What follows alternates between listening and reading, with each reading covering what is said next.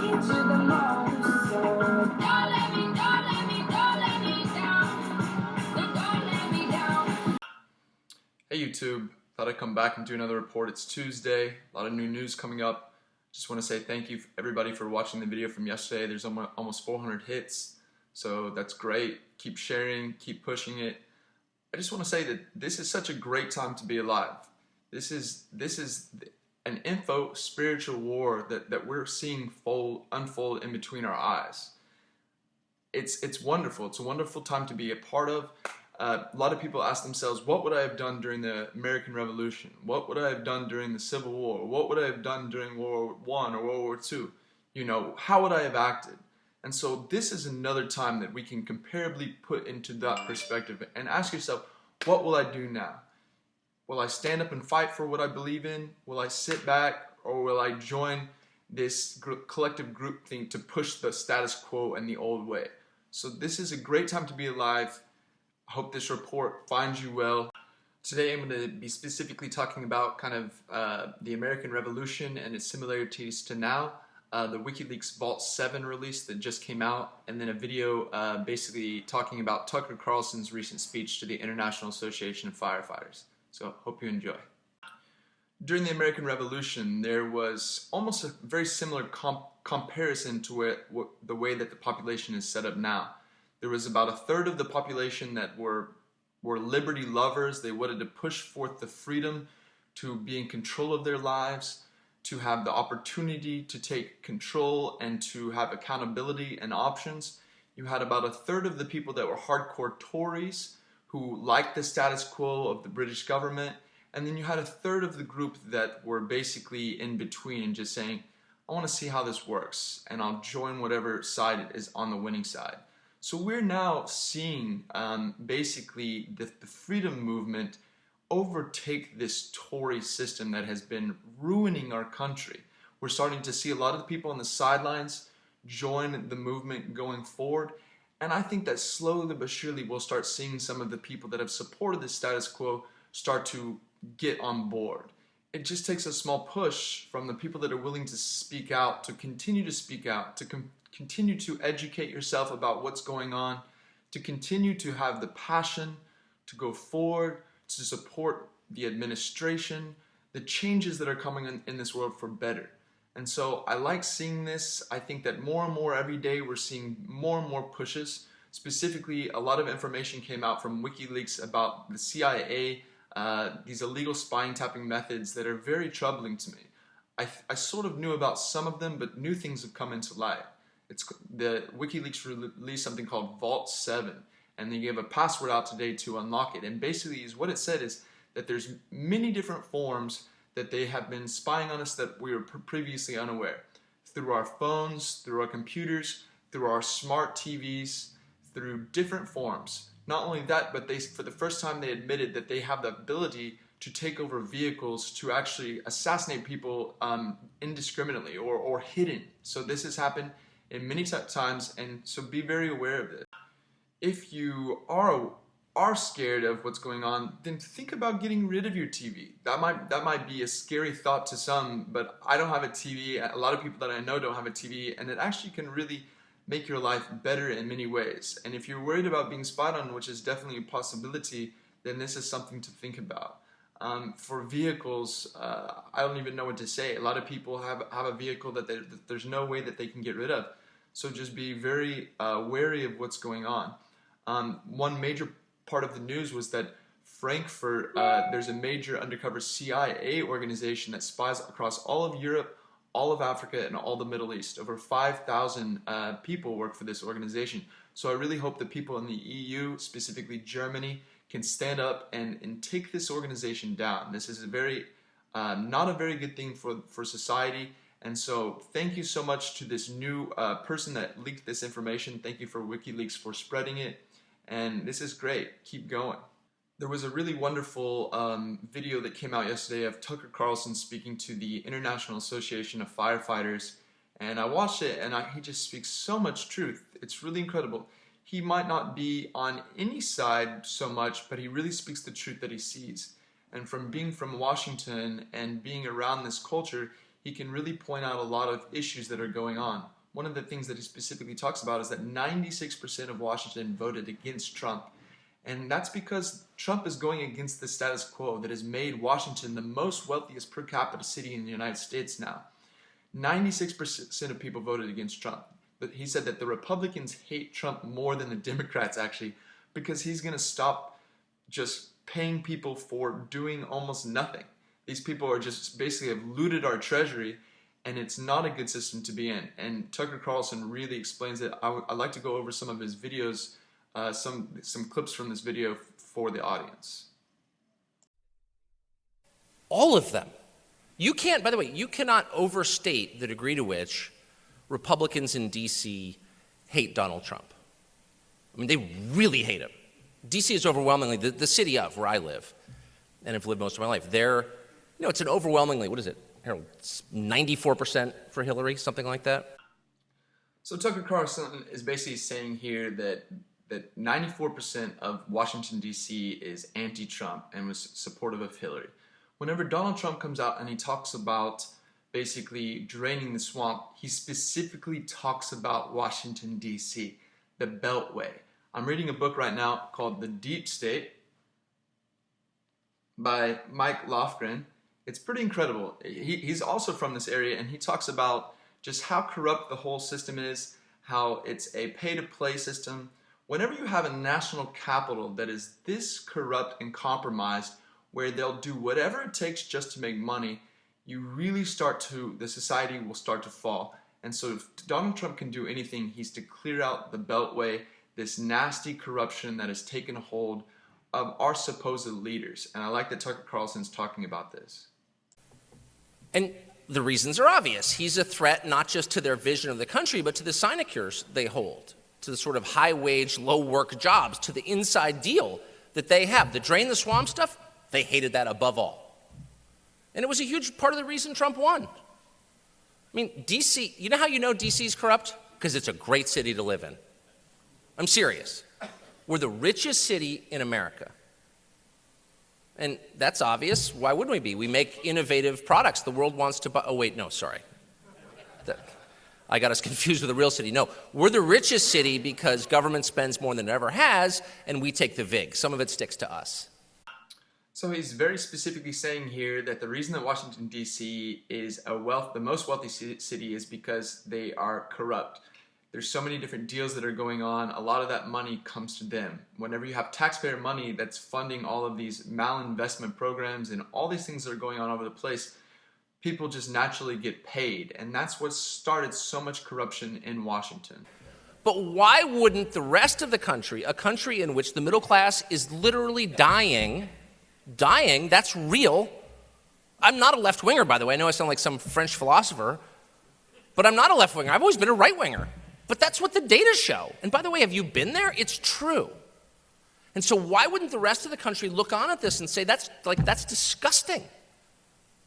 The people may be nice, but this is unfair. This is wrong. That's the lesson that the Republican Party should have learned from this. So for people that are outside of the United States, or people that might be in some of these kind of very wealthy areas, maybe in New York or DC or Silicon Valley, that are totally unaware of what's going on in inner America, inner United States, Tucker is just basically laying out here like why Trump was elected and the reason for his ascendancy. And I met thousands of people were voting for Trump. I called the election early because I just met because I kind of could see what this was about. It was never about him. It was about what he represented. It was about what he was saying. Actually, in some ways, it was about the issues, too. He was bringing up issues that nobody ever talked about in D.C. Immigration and trade. And by the way, I'm not taking a position on either one. I'm just telling you that in Washington, we never debated either issue, ever, not one time. I've never heard anybody mention those issues. Why? Because we don't debate things. That's all we do is debate things. We debate things that the law of the sea treaty is like a huge debate here. I'm not even sure what it is. And we debate it. But no one ever debates immigration and trade, which is a little weird because they're big issues. Immigration determines who comes into your country, who lives next door to you, who chooses your president. That's not a small thing. Trade determines wealth generation. These are big issues. Why were they never debated? Because nobody disagreed on them, that's why. There was a bipartisan consensus that both were good, but there was no downside to either one, and more of them was always better. And we should have realized that was untrue, because that's never true. I think Tucker's making some very good points here about immigration and trade and how they negatively affect the greater majority of American citizens. And basically the way it works is that if you have this uncontrolled influx of immigrations or even illegal immigrations, you have a major cheap labor force that can bring wages down for the greater society itself. And so these are questions that we have to ask ourselves, that are we willing to kind of all fall just to have cheap labor for the upper and most wealthy classes, or do we really want to think about what's going on and try to get wages up, which will remove debt, which will bring back the American dream? I think Tucker is alluding to this, and I think it's great. But in those two issues, we here in Washington told the rest of the country they're great. And they're only great for us, which is definitely true. Everyone here is richer and has more housekeepers than ever before. But they're good for all of you. It's all good for everybody. That was a lie. We oversold. It doesn't mean trade is bad. It doesn't mean immigration is bad. I'm for trade and I'm for immigration for whatever it's worth. But the idea that no one gets hurt by our policies is insane. It's dishonest. And people finally started to figure it out. And moreover, they started to figure out that it was a racket. Because whenever you raised your hand to say something about it, nobody addressed your concerns on these and so many other issues. Nobody took you seriously. You're attacked. So if you live in the middle of the country and you say, look, I'm for immigrants, by the way, just to be totally clear, Americans like immigrants. We have the highest number of foreign-born people in our country than we've ever had, that any country has ever taken in voluntarily in the history of the world, ever. And there aren't riots. People like immigrants. Why wouldn't they? They're great. They work super hard. They're nice. My business partner is an immigrant, and a lot of really smart immigrants. So people are for immigrants. The question is, how many, what kind, and what effect do they have? Those are the real questions. I really like what Tucker's talking about here when he says that, in general, the American population, we love immigrants. It's a major narrative to say that American citizens are racist, we don't like immigrants, Trump doesn't like immigrants, and all this stuff. But that is ridiculously false. People love immigrants. We all are immigrants. We just are worried about having too much coming at the same time, and we're worried about the overall effect on the economy that it presents. And Tucker does a great job. He says, just be how many are coming, where they are coming, what is the greater effect? These are the things that we have to continue to debate. So if you have a ton of people willing to work for less, what happens to wages? Do they go up? No, they go down. It's just a really obvious point. It's physics, actually. It's not even economics. It's true, period. It's always true. And so if you raise your hand and say, I don't dislike immigrants, but why is this good for me? I've got a job at Walmart, and I kind of like to have a job making more. What did people in D.C. say to you on both sides, Republican and Democrat? Did they say, that's a totally fair point. Let me explain why it's a good thing anyway. Even though you may be getting shafted, and you kind of are, it's worth it. That's a fair response. No. The response was, shut up, bigot. You just don't like them because they're different from you. What? No, I like them. Shut up, racist. You're a xenophobe. Call you names. So it's a really obvious question. What happens when you tell people that their sincere, fact-based, economics-based concerns are actually a sign that they're going to hell, that they're immoral, that they have no right to express themselves because they're just so disgusting? Does it clear up those concerns? They say, oh, I'm Hitler? Oh, thanks, I appreciate it. I'm going back to Walmart. I'm psyched now. Thank you. No. Those concerns go subterranean where they fester and they emerge in the form of, wait for it, Donald Trump. Or, by the way, Bernie Sanders or Marine Le Pen in France or Brexit in Great Britain. It's the same thing going on around the world. Tucker does a really nice job talking about how that so many concerns of mainstream Americans have just been pushed under the rug for such a long time. That's why is what's going on now. It's nothing short of the Second American Revolution. You're seeing the same thing happen all across the globe, that people are actually rising up and standing up for what they believe, which is this very anti-globalist, much more freedom-based message, and it's not going to stop. What happens when you have a system like that? Well, you have a revolution, actually. That's what you have. And that's what we just had. And luckily, it was a peaceful revolution so far. But that's exactly what it was. Nobody wanted to elect Donald Trump president. I don't think he wanted to be president, actually. He was just kind of trying to prove a point. But he was basically drafted by a frustrated middle class and put into this position. I think he makes a great point here talking about how this is a peaceful, bloodless revolution. It's such an amazing time period that we live in whenever we can have such great drastic change, a major revolution occur in the United States and worldwide without any type of major bloodshed. We move past that. We've evolved. We can use the internet. We can use the communication things that we have available to spread this new type of world. And so I like how Tucker talks about this. We need to continue on the bloodless. We need to continue on the peaceful path. How do you stop this cycle from continuing? And I'll just be totally blunt, because why not? I like Trump, as I said a minute ago, and I think a lot of what Trump says is true. But I think it's been pretty tough for him to govern. I mean, very tough for him to govern. It's very complex. 3 million people in the executive branch. And like maybe 50 of them don't hate him. Imagine trying to run a company with 3 million people who are seeking your destruction. Like, there aren't enough hours in the day. It's a hard job.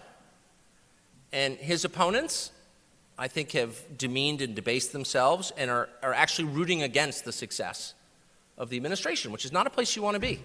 No matter how much you dislike someone or disagree with them, you don't want to be rooting for the failure of the presidency. It's bad for the country. So we're in a tough spot. How do you keep this from continuing? The question is, how do we keep this from continuing? A never-ending cycle of just hating whoever is standing up for this message. We need to stick to our roots of democracy, of allowing people to speak their mind, of allowing the process to take place. The more that people are just anti the president, the more people that are anti the movement of the country, the worse it's going to be for everybody ultimately. Stand back, see what takes place, and if you like, get involved. So how do you stop this? It's really simple. It's not hard. You don't need any specific program to do it. You just have to remember that it's a democracy. And in a democracy, the people get to rule. Doesn't mean that any group of angry people gets to take control, or that you have to, if you're a legislator, do exactly what your constituents want all the time. I mean, you're hired to make wise decisions. I get it. You're a mediating force. But generally, if the population of your country in a democracy has a problem, you have to listen to it. If they have an idea, you have to entertain it. If they have an anxiety, you have to try to assuage it. You have to respond to people. The second you think they are beneath your attention, or they're so dumb and evil, and by the way, physically unattractive, that you don't have to spend a moment of your day worrying about them, things will get absolutely crazy. Because democracy is the pressure relief valve in this country. It's why it's been a stable, happy country for 240 years. Because unlike other countries, our children, as children, are taught, if you're frustrated, don't freak out, don't torch the police station, don't loot Walmart, calm down, vote. And you can change the system. If enough of you get together, you can change the system. If people start to believe that that's not true, that it's all rigged, it's nonsense, and like 25 people in the capital city are making all the decisions for their own benefit and you have no voice, that's when people start to get radical and they start to do things they wouldn't think they would do and that aren't good long term. So nothing will calm down in D.C. until both parties think through what happened and respond. I just want to say I think this was a wonderful speech that was given by Tucker. He really made some great points. I would highly encourage to watch the whole speech because it goes into some other really interesting points. But this early part where he talks about the problems that are happening in Washington, how people are not listening to the common man's voice, that's what I saw. That's what I've been fighting for. That's what I'll continue to fight for. And I'm happy to see the transformation that's going to take place. So thank you, YouTube, once more for watching this video. If you like what you see, please subscribe and share. It's a great time to be alive. Keep on pushing, keep on fighting. This Vault 7 information that's came out is going to be very harmful to the globalists and the spying agenda. So please be very wary of it. And Tucker Carlson just did a wonderful job in this speech. I wanted to really talk about it and flesh it out a bit. Thanks again. See you later. Peace.